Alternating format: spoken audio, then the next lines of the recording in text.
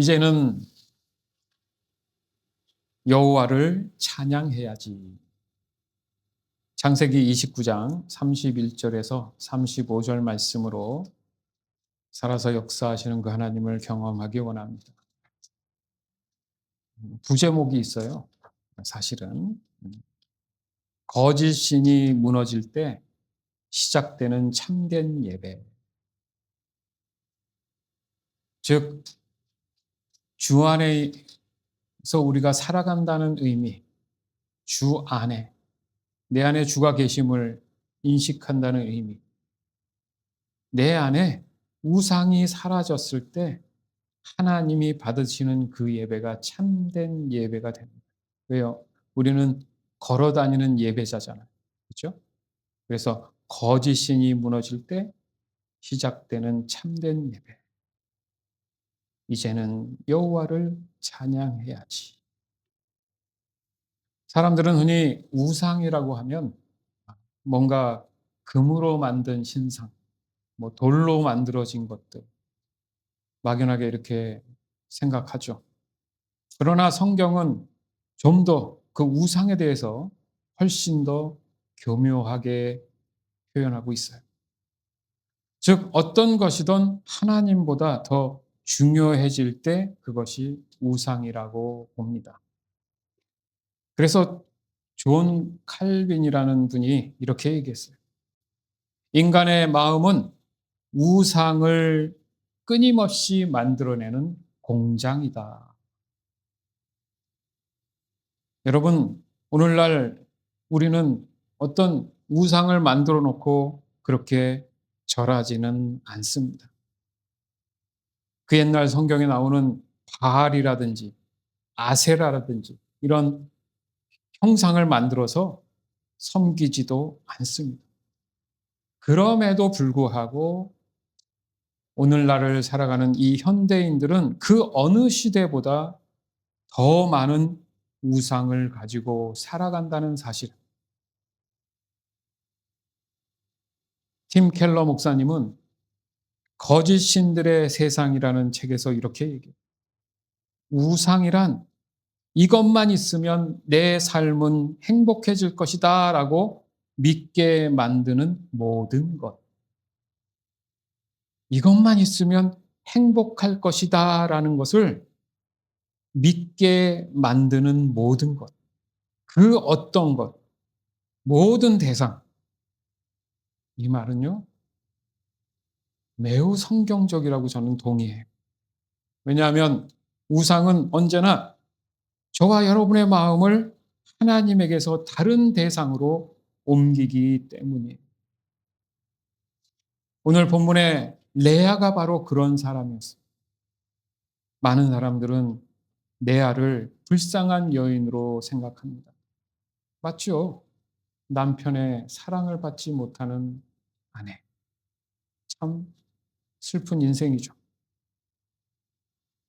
남편 야곱은 동생 라헬만을 사랑했어요. 아버지 라반에게도 이용을 당했죠. 그렇기 때문에 평생 동생과 비교당하며 살아갔어요. 그러나 창세기는 레아를 단순한 피해자로만 묘사하지 않는다는 거예요. 오히려 하나님은 이 레아를 통해서 저와 여러분의 마음을 들여다보기를 원하십니다. 사실 이게 오늘의 핵심이에요. 즉, 레아의 문제는 단순히 남편에게 사랑받지 못한 어떤 연인, 그게 아니라 더 깊은 문제는 남편의 사랑이 하나님보다 더 중요해졌다는 것에 포커스입니다.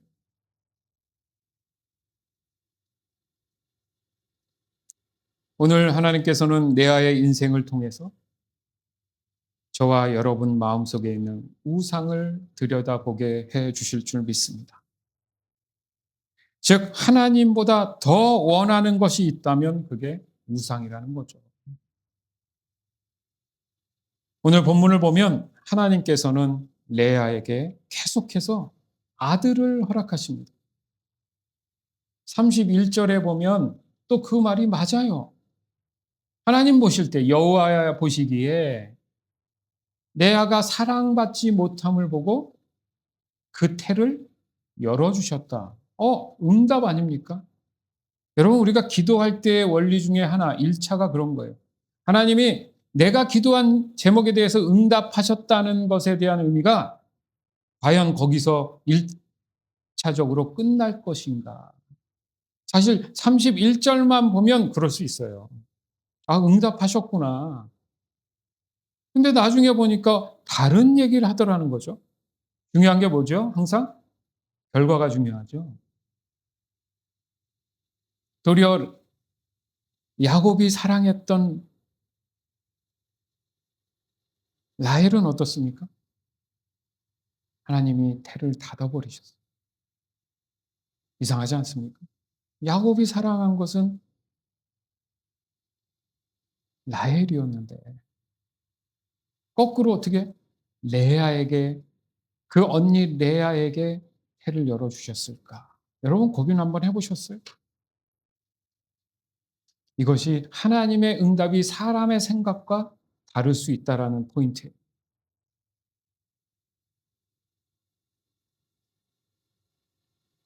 오늘 본문을 보면 하나님께서는 레아에게 계속해서 아들을 허락하시죠.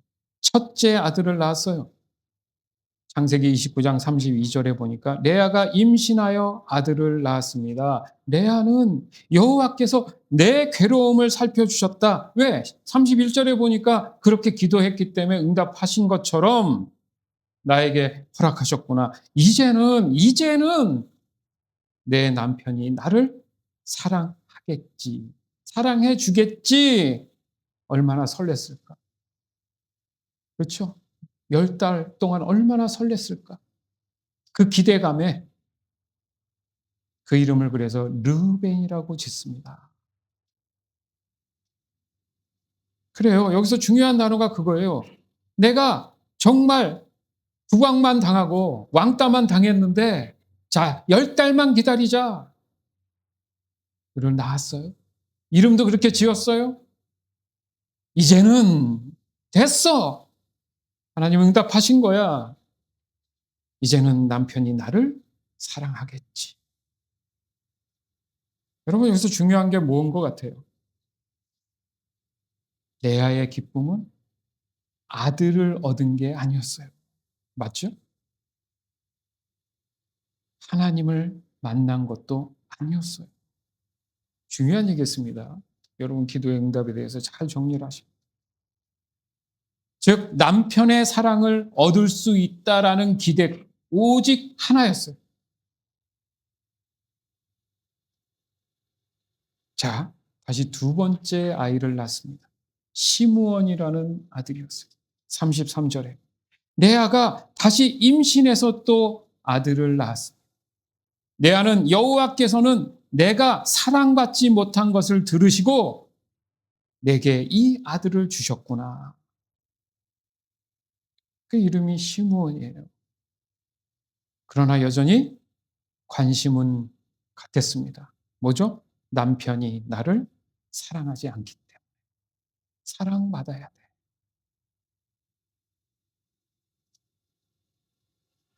여러분, 연년생이잖아요.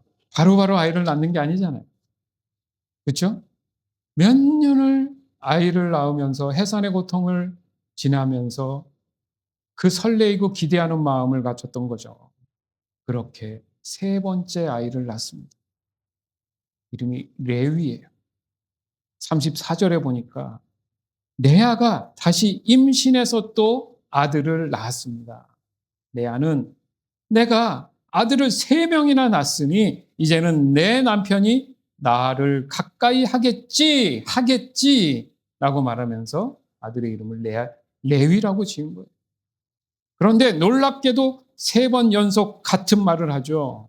첫 번째도 남편, 두 번째도 남편, 세 번째도 남편이지 자기가 낳은 아이들도 아니었고 하나님도 아니었어요. 그런데 분명히 레아는 감사했어요. 누구께? 하나님께. 예? 겉으로 보기엔 하나님께 감사한 게 맞아요. 그러나 사실은 레아의 중심에는 하나님이 아니라 누가 우상이에요? 야곱이 우상인 거죠. 즉 레아에게 아이가 목적이 아니라 하나님은 남편을 얻기 위한 수단이 돼 버린 거예요, 여러분. 이게 중요합니다. 마치 하나님을 사랑하고 하나님께 감사하고 하나님을 예배하고 경배하는 것 같이 보이지만 자신의 우상을 위해 목적을 달성하기 위해 하나님을 수단으로 사용하고 있을 수 있다는 거예요.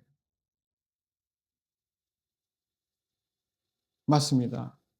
저와 여러분도 다르지 않을 수 있어요.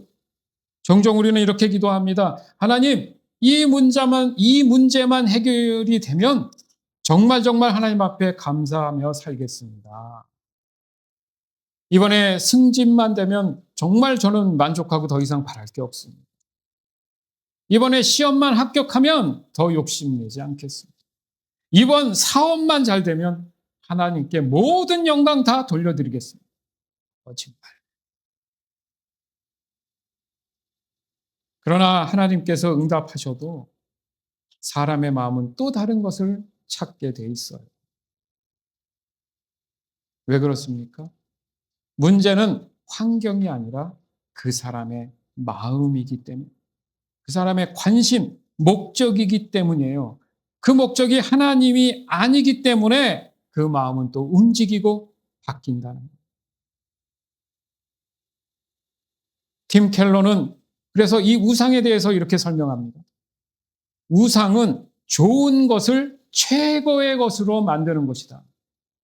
좋아하고 관심 있는 걸 뭐라 하는 게 아니고 그것이 최고의 것으로 만들어져 가면서 문제가 된다는 거예요. 하나님을 오해해서는 안 돼요. 하나님이 이 세상을 이렇게 만들어 주셔놓고 누리지 못하게 한다? 거짓말이죠. 결혼 너무너무 아름다운 일이죠. 돈도 필요하죠. 건강해야죠.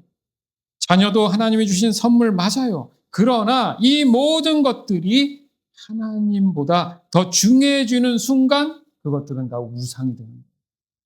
거기에 교묘한 함정이 있다는 거예요, 여러분.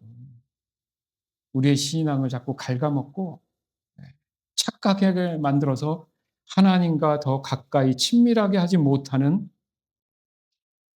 그 사악한 계략.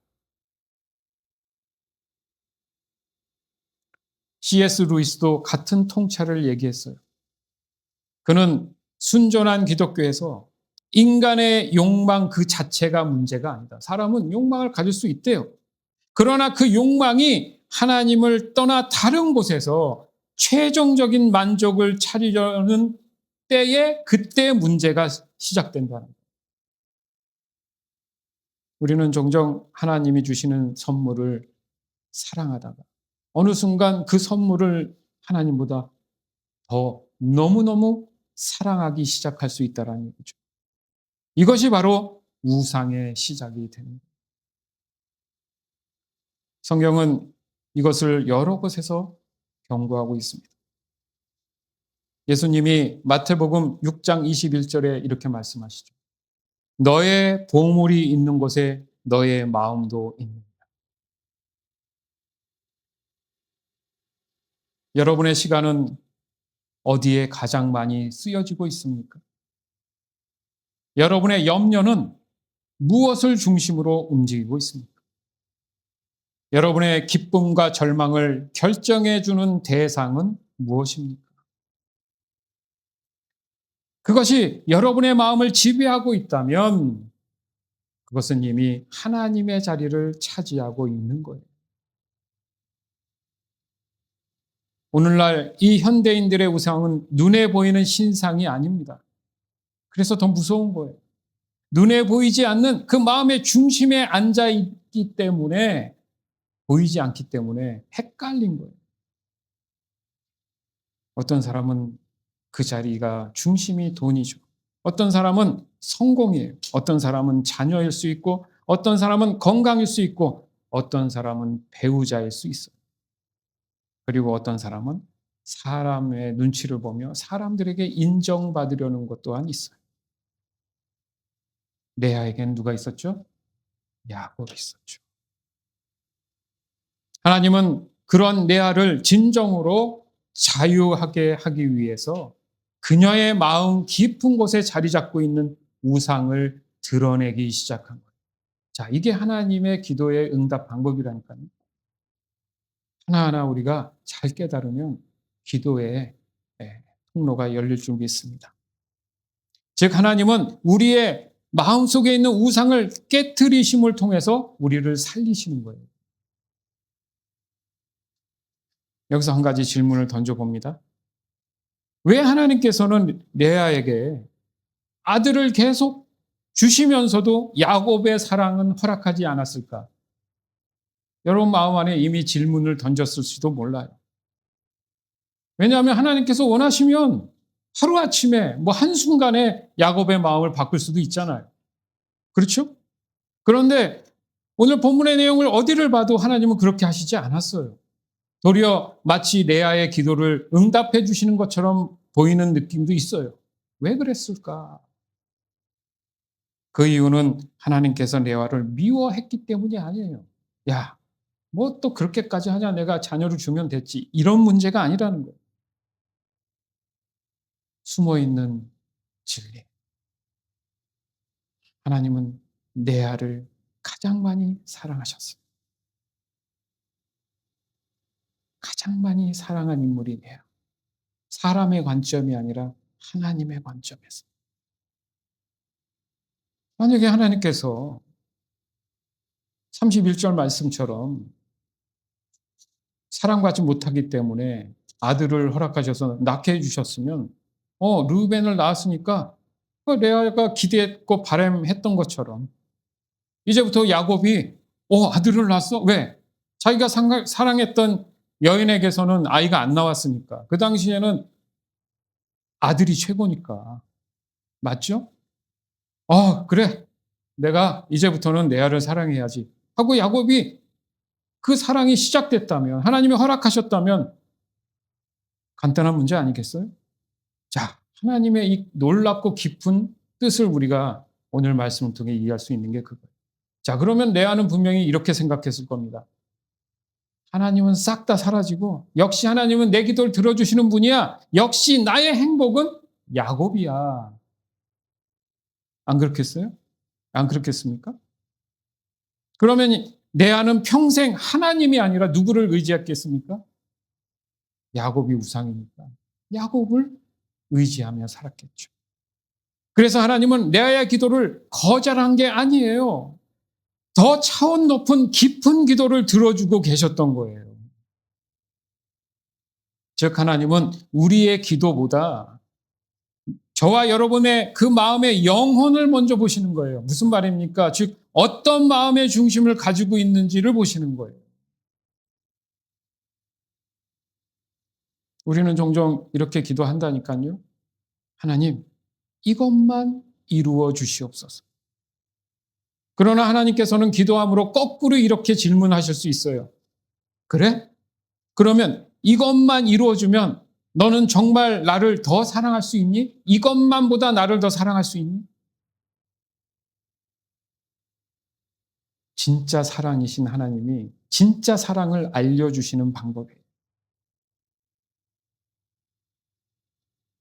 즉 하나님은 우리의 소원을 이루시는 분이기 이전에 우리의 영혼을 구원하시고자 한다는 사실을 잊지 말아야 됩니다. 더 중요한 건 우리의 영생이에요. 아멘. 지난번에 우리가 알고 있는 아삽 이야기 있죠? 시편 73편에. 그렇죠? 아삽이 어떤 인물이었어요? 악인이 잘 되고 자신은 고난을 당하는데 나는 이해할 수 없습니다. 이렇게 했던 사람. 그런데 성전에 들어가 하나님을 만난 이후로 완전히 다른 고백을 하죠. 어떻게 고백해요? 시편 73편 25절에 보니까 하늘에서는 주 외에 누가 내게 있으리요? 땅에서는 주밖에 내가 사모할 리 없나이다. 사모 뭐예요? 사랑할 대상이 누구를 만나서? 하나님을 만나. 여러분 그래요. 환경이 바뀐다고 오해하면 안 돼요. 환경은 자고 일어나도 똑같습니다. 달라지지 않아요. 그러나 마음의 중심이 달라졌죠. 이것이 하나님께서 원하시는 변화, 거듭남이에요. 아멘? 즉 하나님은 우상을 하나씩 하나씩 제거해 주십니다. 이 사실을 깨달아야 돼요. 내 아는 첫째를 낳고 기대했어요. 이제는 남편이 나를 사랑할 거야. 그러나 아무 일도 일어나지 않았어요. 둘째를 낳았습니다. 기대했어요. 여전히 아무 일도 일어나지 않았어요. 셋째를 낳았어요. 같은 기대를 했어요. 그러나 야곱은 여전히 라헬만을 사랑했어요. 얼마나 마음이 무너졌겠어요.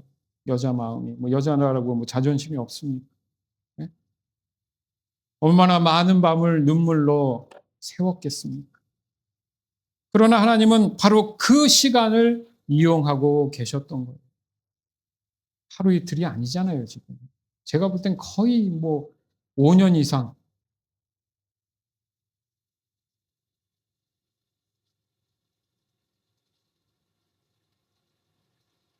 왜냐하면 사람은 기대가 무너질 때 비로소 하나님을 바라보기 시작하기 때문에. 기대가 무너질 때 하나님을 바라본다. 시작. 기대가 무너질 때 하나님을 바라본다. 이렇듯 우리도 같은 과정을 지내고 있는 겁니다. 사업이 잘 되면 하나님보다 사업을 더 붙잡고 그 시간을 보내게 될 겁니다.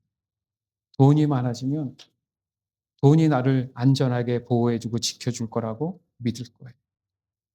사람들이 칭찬을 하기 시작하면 그 인정으로 먹고 사는 그 인정이 나의 생명이 될 수 있어요. 그래서 하나님은 때로는 저와 여러분이 붙들고 있는 그런 것들을 흔드시는 거예요. 그게 아니다. 이것은 벌이 아니라 하나님의 정말 헤아릴 수 없는 진짜 사랑인 겁니다. 믿으시기 바라요. 그래서 히브리서 12장 6절에 이렇게 말씀하세요. 주께서 그 사랑하는 자를 징계하시고. 여기서 징계란 단순한 벌이 아닙니다. 자녀를 올바르게 세우기 위한 아버지의 사랑의 훈련이죠. 우리가 잘 아는 C.S. 루이스의 고통의 문제라는 책에서 이렇게 얘기하죠. 하나님은 우리의 즐거움 속에서 속삭이시고 양심을 통해 말씀하시며 고통 속에서 크게 외치신다. 왜 그렇습니까? 이 고난, 고통은 우리가 붙잡고 있는 거짓 우상을 드러내기 때문이에요. 평소에 내가 하나님을 사랑한다고 생각하죠. 그런데 돈을 잃어버렸어요. 그러면 하나님보다 돈을 더 사랑한다는 사실이 드러난다는 거죠. 건강을 잃어버렸어요. 건강이 우상이었음을 알게 된다는 거예요. 또한 사람들의 인정을 잃어버렸어요. 그 인정이 나의 우상이었다는 걸 깨닫는 거죠. 이처럼 고난은 새로운 우상을 만들어내는 게 아니라 이미 내 마음속에 있던 우상이 드러내는 바로 하나님의 거울입니다.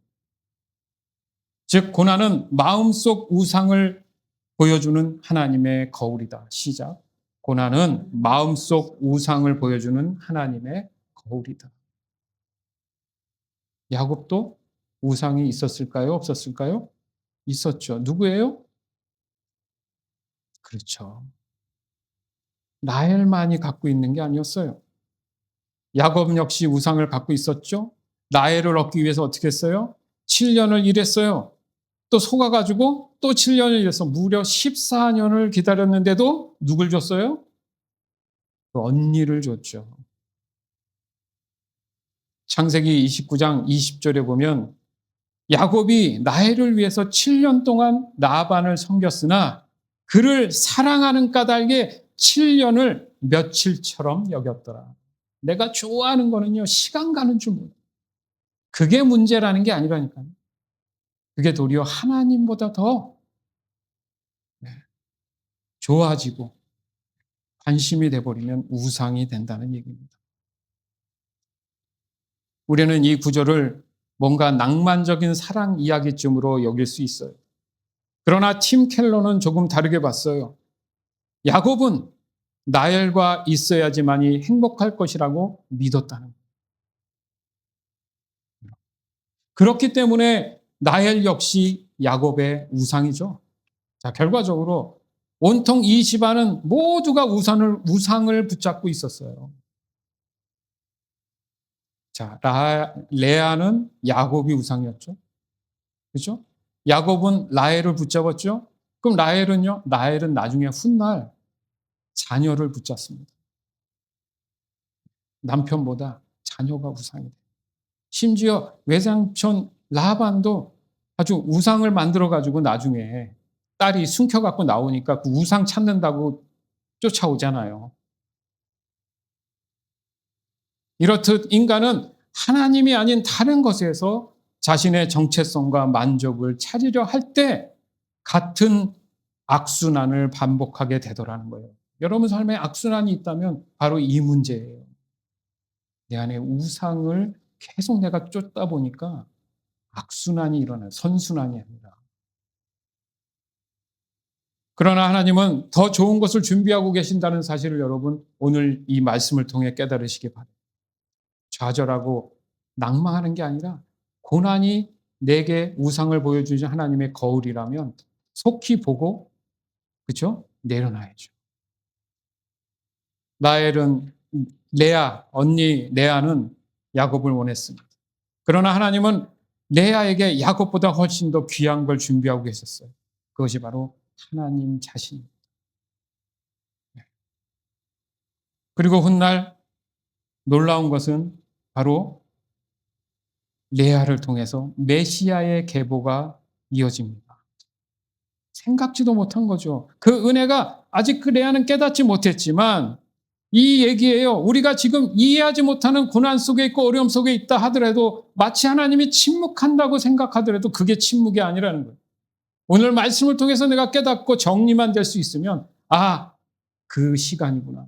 내가 내려놓지 못하는 것들이 분명히 존재하고 있기 때문이구나. 그 너머에 하나님의 참 깊은 사랑이 나를 선한 길로 인도하고 계시는 거예요. 이걸 깨달을 줄 알아야 된다는 거죠. 뭔가 기도했는데 응답이 더딘 그 이유. 하나님 너무 무관심한 거 아닙니까? 그러나 우리의 마음을 더 깊이 헤아리시면서 준비하시는 하나님의 사랑이 있음을 여러분이 끝까지 의심하지 말고 신뢰해야 할 줄 믿습니다. 즉 우리가 원하는 것을 즉시 주시기보다는 하나님 자신을 가장 큰 기쁨으로 알게 하시려는 하나님의 더 큰 목적이 있음을 여러분 오늘 본문을 통해서 여러분 깨달아야 돼요. 이제는 여호와를 찬양해야지. 자, 이제는 남편이 나를 사랑하겠지였는데 바뀌었어요. 이제는 여호와를 찬양해야지. 주 안에서 사랑하는 여러분. 오늘 본문은 마침내 놀라운 전환점을 맞이해요. 창세기 29장 35절. 레아가 다시 임신해서 또 아들을 낳았습니다. 레아는 이제는이 바뀌었어요. 이제는 여호와를 찬양해야지 라고 말하면서 아들의 이름을 유다라고 짓습니다. 그리고 그 후로 레아는 아이를 더 이상 낳지 않아요. 끊임없이 하나님 마치 응답해서 다 주시는 것 같아요. 그래 원해? 줄게. 근데 여전히 그것들을 내가 우상으로 삼고 있으면 하나님은 계속 주실 수는 있어요. 그러나 결과적으로 그것은 나의 영혼을 파먹는 일들이었어요. 하지만 깨닫고 이제는 구원자 되시는 하나님을 내가 찬양해야지 하는 순간 과거의 우상들은 다 무너지고 사라지는 것입니다. 이것이 오늘 본문의 키포인트예요. 그렇죠? 성경에서 가장 아름다운 변화 가운데 하나가 이것입니다. 첫째 아들 르우벤, 이제는 남편이 나를 사랑하리라. 둘째 아들 시므온, 내가 사랑받지 못함을 하나님이 들으셨다. 셋째 아들 레위, 이제는 남편이 내게 가까이 하리라. 그런데 넷째 유다에게 놀라운 변화가 일어나죠. 더 이상 남편이란 단어가 사라져요. 더 이상 야곱이란 중심이 사라져요. 레아의 시선이 하나님에서, 아니, 레아의 시선이 사람에서 누구로 가요? 하나님께로 옮겨집니다. 그녀는 이제 이렇게 고백하죠. 이제는 여호와를 찬양해야지. 이 한 문장이 레아의 인생을 바꿉니다. 즉 하나님을 찬송해야 될 그 이유가 있었죠. 본문은 여전히 야곱이 갑자기 레아를 사랑했다는 말이 존재하지 않아요. 평생. 환경은 크게 달라지지 않았고 레아의 외모가 변한 것도 아니에요. 야곱의 태도가 달라진 건 당연히 아니죠. 달라진 건 오직 하나, 레아의 마음. 저와 여러분의 마음이 달라진 거예요. 아멘. 그녀는 드디어 깨달았습니다. 나는 야곱 때문에 행복한 사람이 아니라 하나님 때문에 행복한 사람이었구나. 누구 때문에 행복한 사람이라고요? 하나님 때문에 행복한 사람이었구나. 이게 바로 성숙한 신앙입니다. 많은 사람들은 하나님을 통해 무언가를 얻으려고 해요. 그러나 성숙한 믿음, 신앙은 하나님 자신을 가장 큰 기쁨으로 삼습니다. 어떤 다른 결과가 아니라 하나님 자신을 그의 결과로 여긴다는 거예요. 목적으로 삼는다는 거예요. 시편 16편 2절에 다윗이 이렇게 고백하죠. 주는 나의 주님이시오니 주밖에는 나의 복이 없습니다. 복이 없습니다. 이 고백은 레아의 고백과 같은 방향을 향하고 있어요. 여러분, 유다라는 이름의 뜻이 뭔지 아세요? 예, 아멘. 감사하다, 찬송하다라는 뜻이에요, 유다가. 히브리어로 야다에서 온 이름인데 네, 얼마나 놀라운 은혜입니까? 레아의 힘들고 외로웠던 마치 우울증이 있었던 그런 상황들 속에서 레아가 깨닫고 찾은 것은 참 소망 되시는 하나님을 찾은 거예요. 내려놓고. 평생 울던 그 여인의 입에서 드디어 흘러나온 눈물의 감사 찬양. 원망이 찬양으로 바뀌었죠. 결핍이 감사로 바뀌었죠. 비교가 예배로 바뀐 거예요. 이것이 하나님께서 궁극적으로 레아를 통해서 하신 일입니다. 이게 하나님의 방식이에요. 하나님의 방법이에요. 기도의 응답의 원리예요. 그냥 1차적인 것에 응답했다고 좋아할 게 아니라 악순환의 그 고리를 끊어내야지만이 된다는 거죠. 또한 여기서 더 놀라운 사실은 레아는 그런 게 저런 게 뭔지 어떻게 알았겠습니까? 하나님은 레아뿐만 아니라 훗날에 어떤 큰 그림을 갖고 계획하신 게 있었다는 거죠. 바로 유다 지파를 통해서 누가 나타나세요? 메시아 예수 그리스도가 나십니다. 그래서 야곱을 생각해 보세요. 야곱도 라헬을 너무 사랑했는데도 불구하고 자기 살자고 나중에 어떻게 해요? 자기 혼자 남고 다 형한테 보내잖아요. 죽으면 어떡합니까? 자기가 정말 우상처럼 사랑했던 여인인데 자기 목숨하고는 안 바꾸잖아요. 얼마나 이기적인 사람입니까? 그럼에도 불구하고 어떻게 해요? 하나님과 싸워서 결국 환대포가 부러져서 평생 절름발이가 되는 그 의미 또한 레아와 동일한 방향을 가지고 있다는 거예요. 그래서 이름이 바뀌죠. 이스라엘로 바뀌잖아요. 이스라엘은 나라 있지만 이스라엘의 나라 안에 사는 사람들을 뭐라고 불러요? 우리가 유대인이라 그러잖아요. 유다인. 하나님의 놀라운 계획은 이겁니다. 야곱 또한 그 우상들을 다 내려놨어요. 하나님이 일하시죠. 에서와 화해하잖아요. 악순환의 그 사슬이 끊어진 거예요.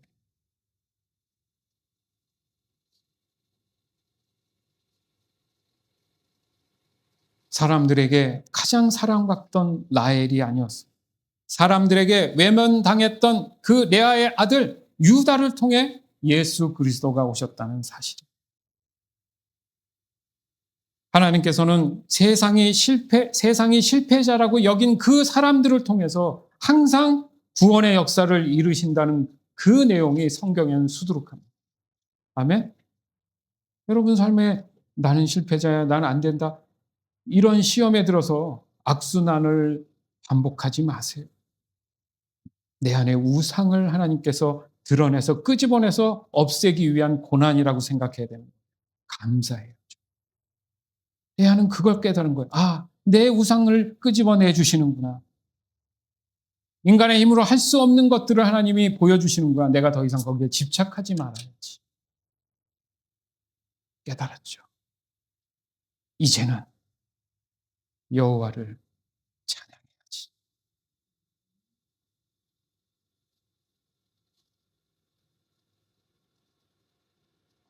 그런 것 같아요. 복음이라는 게 그런 거예요. 우리는 우상을 뭔가 부숴야 된다고 생각하는데 그것은 내 힘으로 할 수 없는 거예요. 하나님이 개입하시고 하시는 일이더라고요. 도리어 하나님의 더 큰 사랑으로 그 모든 것들을 다 하나님께서 부셔버리는 거예요. 내가 아니라. 이해되십니까? 많은 사람들이 오해하는 게 그거예요. 아, 내가 우상을 버리면 하나님이 날 사랑하겠지. 누가 그렇게 생각했어요? 레아가. 아들을 낳으면 야곱이 날 사랑하겠지. 아니던데요? 나중에 다 포기하고 하나님이 하실 거야. 해결이 되죠. 이게 진리입니다.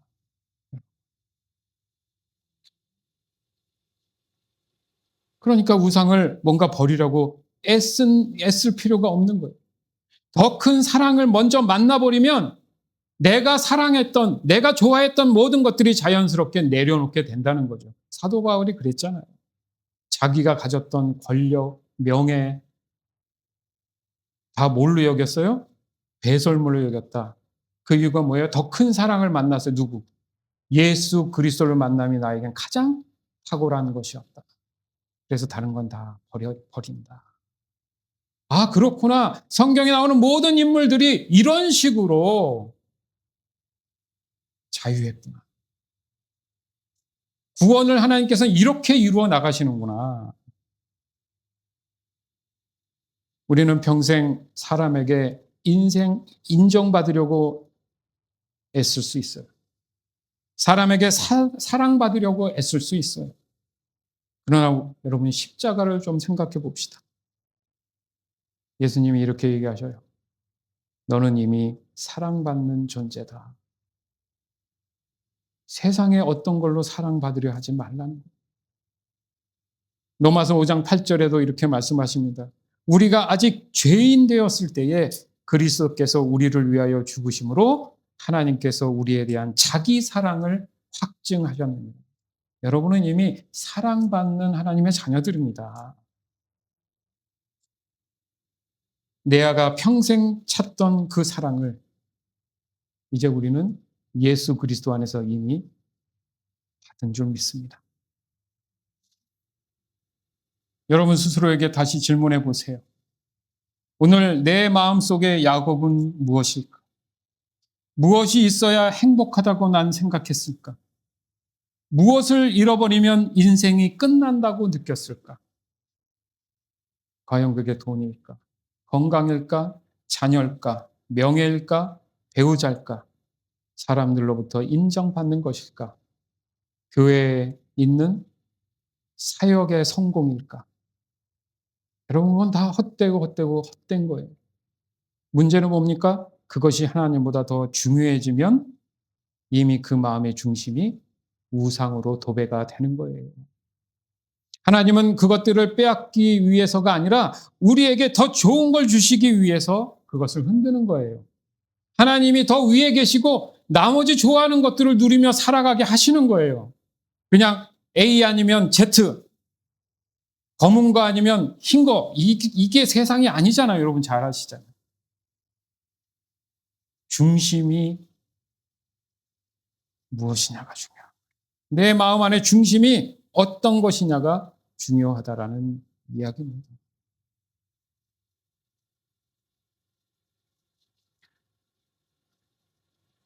오늘 레아의 이야기는 사랑받지 못한 어떤 여인의 얘기가 아닙니다.